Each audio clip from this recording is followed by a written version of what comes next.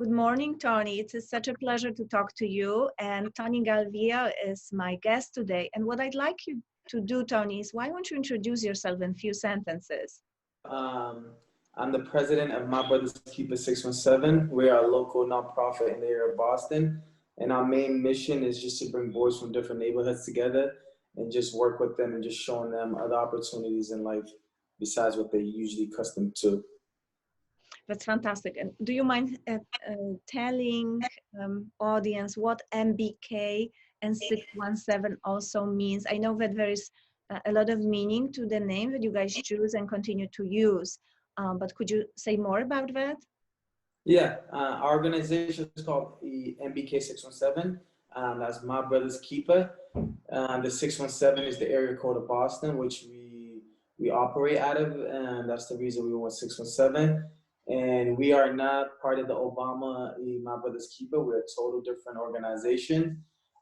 Even though we work very close to the MBK Boston, which is the Obama Foundation, we worked in the past together and we continue to work together. They're also a great organization. But the reason we decided to keep the name, even though it's kind of confusing, is because the name was actually created by our first group of youth that we ever brought together. We was in the backyard, just bringing the boys, just pitching this idea that we had. Mind you, we had boys from all different areas that usually, if you're from the neighborhood and you hear where these boys is from, you're like, wow, how did you guys get those boys from those areas to even be together in a backyard, let alone come up with the name? So it's very powerful to us. This name is something that regardless where these boys are, they're going to know they helped create something that one day I feel like is going to help the neighborhood, help future youth.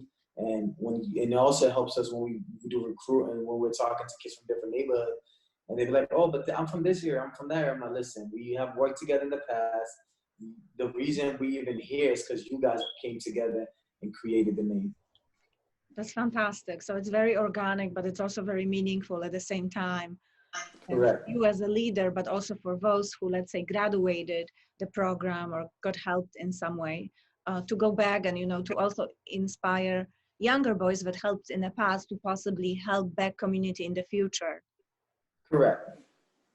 So that's great. And, I think this is such a momentum to look at various areas that we can all help. And I think especially, right now with 2021, it's a very difficult year, but there's also a lot of new energy to inspire about the change, and obviously I'm sure that we've been all inspired by Black Lives Matter movement. And how did it change? Did it change anything, this momentum? Do you see there's much more social interest in the organization that you lead, or even the city of Boston? You said that they also starting to help you more and notice you more? Yeah, I think the Black Lives Movement had opened eyes to a lot of people reaching out to us, especially right after the George Floyd incident. We was getting a lot of donation, a lot of people reaching out, which we appreciated. But for us personally, for us, it's just an everyday life thing. Like, this is the thing our kids been dealing with before 2020. Even when we were younger, the founders, we dealt with it. One of the main founder, Mario, he's been around for over 20, 30 years in his neighborhood doing the same thing. And it's like, a lot of times in the past, people wasn't really coming out to support, but he kept going, he kept believing in it, he kept believing in the community, believing in the mission. And I felt like 2020 was great because it gave us the exposure, it gave us the voice, it gave us the platform to say that, to actually tell people what we do. But I feel like it didn't really impact what we do because we know that the issues was there before the Black Lives Matter movement started. We knew the neighborhood, all the violence that was going on in the neighborhood was still there and would have been there without Black Lives Matter. We feel like also a lot of the promising things that we see in the community, because we try to look at wow, look at the potential of the community if everybody worked together. Look at this, look at that, and how great these kids would be if they just had the resources. So for us, it's the same thing, but we do appreciate it because I think now, because of Black Lives Matter movement, a lot of doors are starting to open up for these kids. A lot of these kids at a younger age are starting to talk about racism, about how it impacts them in the workplace. Because Mhm. for us, the main thing is like we're telling them stay away from the streets, don't join gangs, don't do this, don't do that. But we also know that now once they listen to us and do that, there's a whole new battle they got to fight in society. You know, like for example, just seeing a vice president, a woman vice president of color, like it's huge. It's just inspiring to everybody, to women's out there, to people of color, and it's just like just seeing how people are still addressing her as the first lady. Sometimes I'm like, no, she's not the first lady. She's Mhm. the vice president. So Yeah. 2020 has been a good year of like a lot of good things happening and a lot of platforms I feel like it's going to be opening up. But like the struggle's always been there, and Yes. that's that's our passion to try to work with these kids, regardless if anybody else want to support us. Yeah. We're still going to be here for these kids and try to open doors to them. I really like what you said because there's so much, paying attention to this or that, ethnicity, race, which is very important. I think, color blindness is not necessarily good for anybody, but at the end of the day, I like what you said, that you have a job to do and the job needs to be done. And whether it's almost what you refer to vice president, it's a woman, it's a first, woman and a Black Indian woman, but at the same time, job needs to be done, just like what you said. The needs for boys were 3 years ago, and they're gonna continue. But it's nice to see a little bit more buy-in and the support. And also, as you know, I'm a medical doctor and educator, and I'm thinking, it's such an important thing to give boys opportunities and to see that that really to get you through the crisis or get you to the next level is to get information, to get education. And I think that opening the eyes and possibilities for having these boys having more welcoming arms, I think it's very important also to see this interest. Do you think that it's going to work out for having some connections, maybe with medical doctors, maybe with universities for talks, for some charitable donation organization? Do you feel that this can also move you forward in the right direction? Yeah, for sure. I feel like one thing that lacks in our community, I feel, is just lack of resources, lack of knowledge. So whenever we could bring something that these kids are not familiar with to them, to the community, just them exploring. Because for example, our kids love basketball. I'm just use basketball as an example. Right? They Yeah. love basketball. So what we try to do, we try to show them that if you don't make it to the NBA, you don't have to, if you're not a player, there's team doctors, the team have lawyers, they have marketing, they Oh, have that's people great. that's in Yeah. charge of so many aspects in Mhm. order for the team to even play. Head of security, head of operation, head of HR. Like Yes. there's so many opportunities there that our kids don't even have knowledge of, and that's one thing I think we did great Right. of teaming up with different organizations, different people, just opening door and just letting them know like there's so many, you could be whatever you want, like literally you could do whatever you want.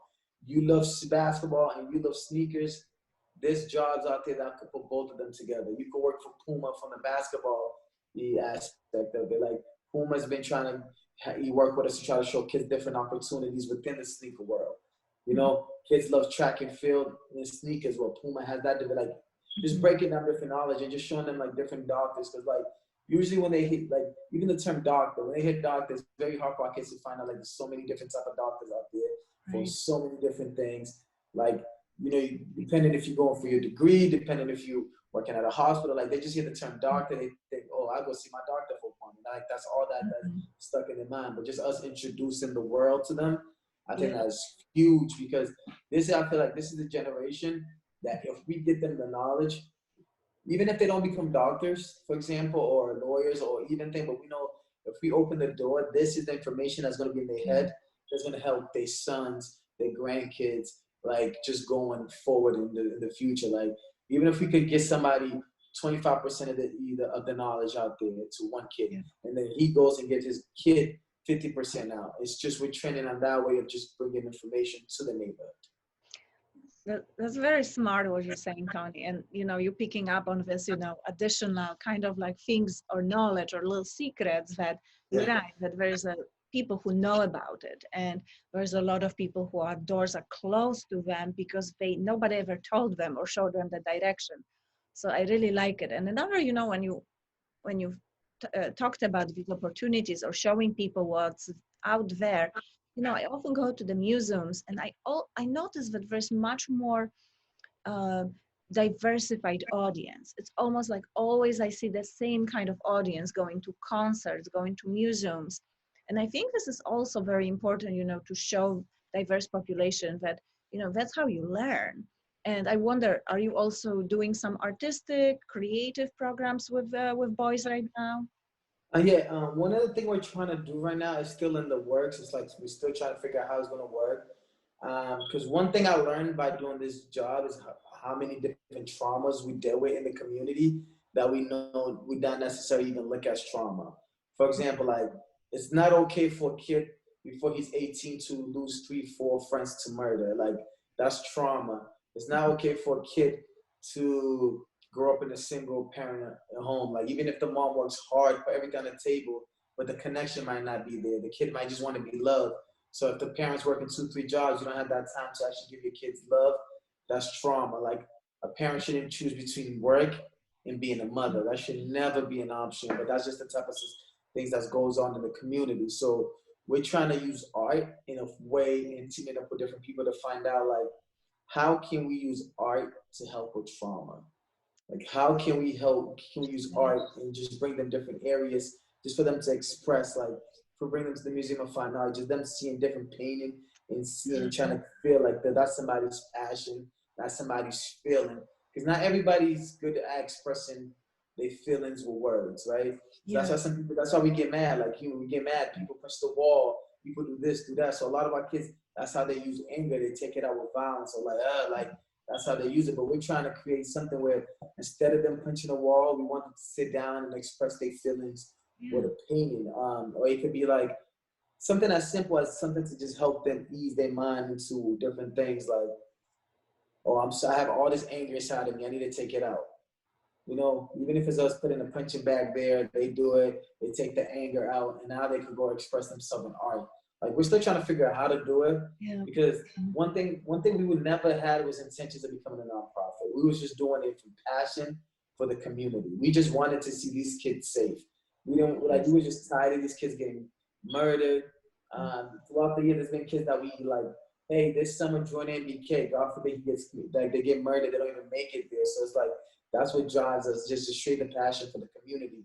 But we also now, as we go talking to these kids, we're learning a lot of these things that impacts them. Like, for example, going to bed hungry or being bullied because you don't have the nicest clothes. So if you have a kid that's getting bullied, doesn't have the nicest clothes, what is his mindset? Oh, I need those nice clothes, because he feels that's the only way to stop the bullying.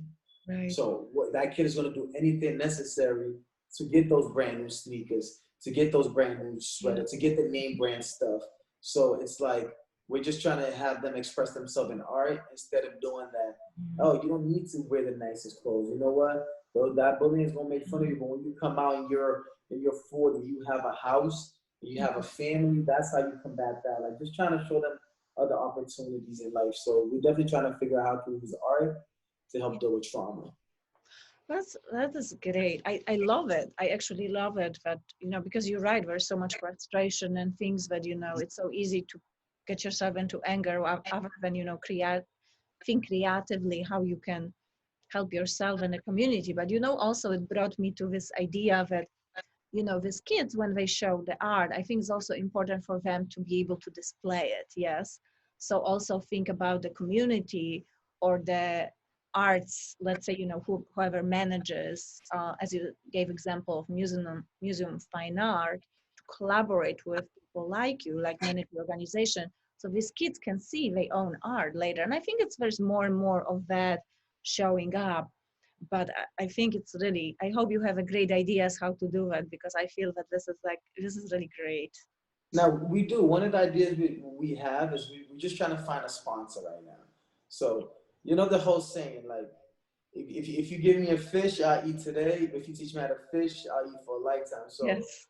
with us, we could easily grab the amount of money that is going to take us to display this artwork and just give it to the individual. We know how that's going to help them, but it's just something about displaying their work for the public to see that's priceless. So we wanted to do a competition where we can have everybody, all these kids, design what they want, their artwork, and then the winner's Mm-hmm. gonna have it displayed on the back of the bus, like the MBTA that be in the community.